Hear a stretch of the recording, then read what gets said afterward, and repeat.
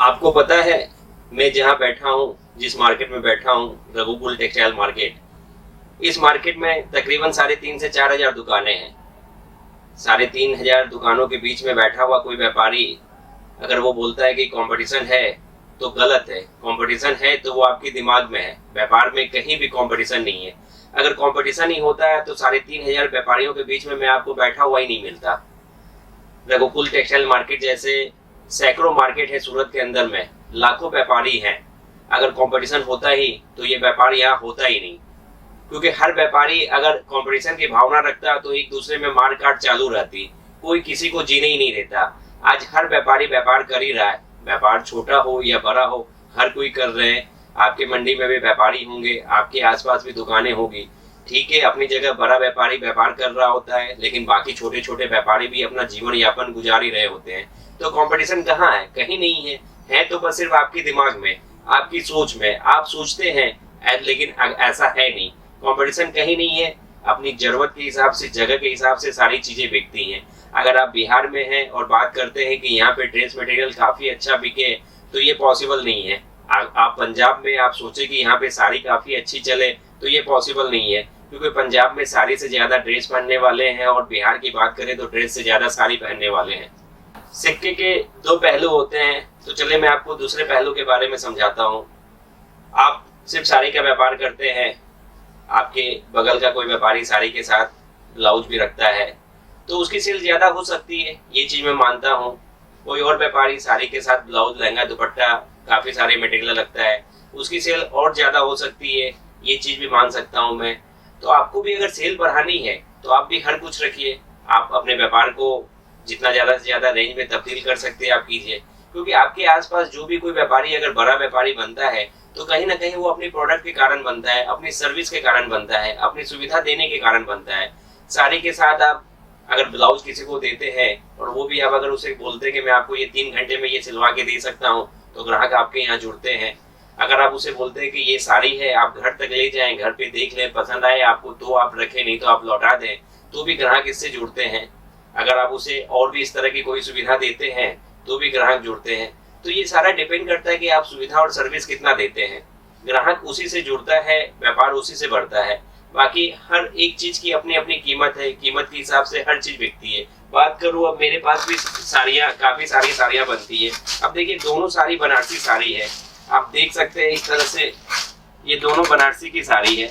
अब ये देख सकते हैं, ये 365 रुपए की साड़ी जो हमारी काफी बिकती है, सूरत सिल्क के नाम से ये हमारी फेमस है। ये आइटम बनारसी के अंदर में ये 365 रुपए में काफी बिकती है। बात कर रहा हूँ ये दूसरी बनारसी की साड़ी जो 1005 रुपए में हमारे पास बिकती है। तो दोनों साड़ी देखने में आपको फोटो में सेम जैसी लगती है, लेकिन दोनों की अपनी प्राइस है, दोनों अपने अपने प्राइस पे बिकती है। तो हर चीज का एक मूल्य होता है, मूल्य के हिसाब से हर एक चीज बिकती है।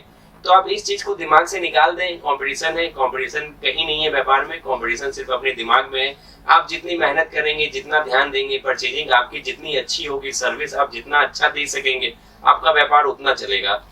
धंधा सभी करते हैं, लेकिन धंधा जिसको अच्छे से करना आता है वो हमेशा धंधे में आगे बढ़ते हैं। आप समर की सीजन में अगर समर की वैरायटी नहीं रखते तो ग्राहक आपके पास कहाँ से आएंगे? समर की सीजन आती है, आप समर के अकॉर्डिंग आप प्रोडक्ट लाइए, कॉटन के प्रोडक्ट लाइए, अपनी दुकान के आगे लगा के रखिए उसको। ग्राहक जब देखते हैं कि आपके पास समर के हिसाब से समर वियर है, तो ग्राहक खुद पे खुद आपके पास आते हैं और धंधा खुद पे खुद आपको मिलता है। और रही बात प्रॉफिट की, तो कपड़े के अंदर में प्रॉफिट अनलिमिटेड है। इसके अंदर कोई पकड़ नहीं सकता कि कपड़े के अंदर में कौन कितना प्रॉफिट ले रहा है। जब हम कपड़ा बनाते हैं तो हम नहीं पकड़ते कि इसके अंदर में एक्चुअल में कितनी कॉस्टिंग होनी चाहिए और कितनी प्रॉफिट होनी चाहिए। तो रिटेल में बेचने वाला या एक कंज्यूमर जो लेने आता है वो इस चीज की कहाँ पकड़ रखता है? उसके पास कोई मापदंड नहीं है इस चीज का। आपके पास वैरायटी होनी चाहिए, समय के हिसाब से आप क्वालिटी अरेंज कीजिए, तो आपका धंधा खुद पे खुद बढ़ेगा। साड़ी के साथ कुर्ती का कंपटीशन मानता हूँ मैं, कुर्ती के साथ लहंगे का कंपटीशन मानता हूँ मैं। अगर आपके पास कोई व्यापारी साड़ी लेने आता है, कोई कस्टमर साड़ी लेने आता है और आप उसे कुर्ती देना चाहते हैं, वो कभी भी नहीं लेगा, क्योंकि वो साड़ी लेने आया है तो साड़ी ही लेगा। कोई कस्टमर अगर लहंगा लेने आया है तो लहंगा ही लेगा, आप उसे कितना भी कुर्ती दिखाएंगे वो नहीं लेगा। हाँ, कुछ केस में आप उसे कन्वेंस करके साड़ी की जगह सूट आप दे सकते हैं, साड़ी की जगह लहंगा भी दे सकते हैं कि ये आपके ऊपर अच्छा लगेगा, या अभी ये ट्रेंड में है। कुछ केस में ऐसा हो सकता है, लेकिन कस्टमर अपना एक माइंड सेट करके आता है, उसे जो लेना है वो वही लेगा।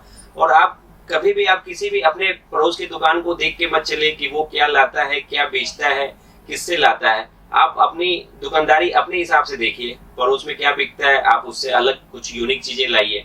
वो जिस रेट में बेचता है उससे कम में भी आप उससे अच्छी चीजें बेच सकते हैं, कम मार्जिन में। जिस जगह से वो माल लाता है उस वेंडर को छोड़ के आप दूसरे वेंडर से लाइए, ताकि कभी भी एक जैसी चीजें टकराए नहीं। अगर एक जैसी चीजें होंगी नहीं तो कस्टमर कभी भी रेट का कैलकुलेशन नहीं कर सकता कि बाजू में क्या रेट में कोई चीज मिल रही है और आपके यहाँ क्या चीज मिल रही है। तो इस चीज का आप खास ख्याल रखें। वैसे तो देखिए जो भी व्यापार में पुराने हो गए हैं वो इस चीज को बारीकी से जानते हैं।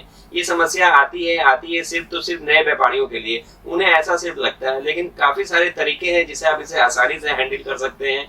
और आप एक बार व्यापार में जब आ जाते हैं और माइंड सेट करके चलते हैं कि हमें इसी व्यापार में रहना है, तो हर चीज का जो है वो इलाज संभव है, हर चीज का इलाज होता है। आज इतने मोटिवेशनल व्यापारी बैठे हुए हैं, उनसे आप आइडिया ले सकते हैं कि भाई इन्हें कैसे हैंडल करना है। आपको अगर कभी जरूरत लगे तो आप हमारी टीम से भी संपर्क कर सकते हैं, स्क्रीन पे नंबर चल रहे हैं। तो आज का वीडियो कैसा लगा कमेंट में जरूर बताएं। चैनल को अगर आपने अभी तक सब्सक्राइब नहीं किया है तो चैनल को भी सब्सक्राइब कर लें। अगर आप व्यापार करने में आपको किसी भी तरह का असमंजस है तो मैं बिहार के दौरे पे हूँ, 20 मई से 30 मई के बीच में आपको बिहार के कई शहरों में मैं मिलूंगा। अगर आप मुझसे मिल करके आप संतुष्ट होते हैं और अपने व्यापार को चाहते हैं शुरू करें तो आप कर सकते हैं। डिस्क्रिप्शन में मेरे नंबर दिए हुए हैं, आप कॉल करके अपना एक अपॉइंटमेंट शेड्यूल फिक्स कर सकते हैं आप जब भी मुझसे मिलना चाहते हैं। तो कैसा लगा आज का टॉपिक, आज का मुद्दा, कमेंट करके जरूर बताएं। चैनल पे अगर आप नए हो तो चैनल को सब्सक्राइब कर लें। मिलते हैं फिर अगले